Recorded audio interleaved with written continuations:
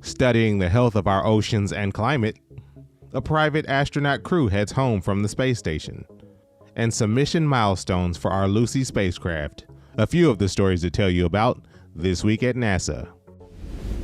Our PACE Earth Science mission launched aboard a SpaceX Falcon 9 rocket on February 8th from Cape Canaveral Space Force Station.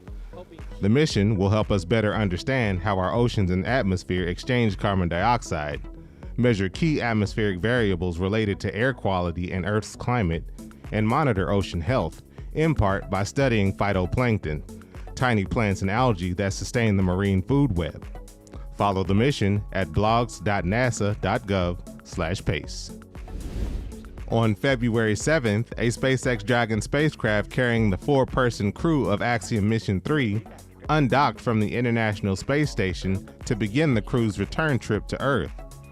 Axiom Mission 3, the third all-private astronaut mission to the orbiting laboratory, will return with more than 550 pounds of NASA hardware and data from experiments the crew conducted during the mission.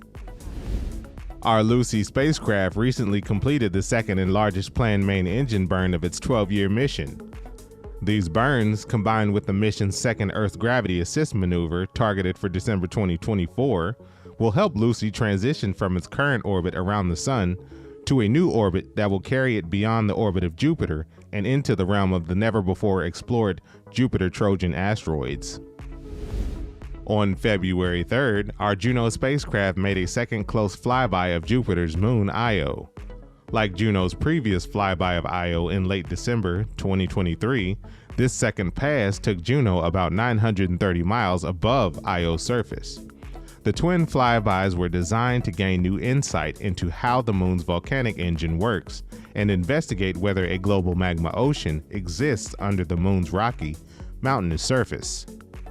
That's what's up this week at NASA. For more about what else we're up to, check out nasa.gov.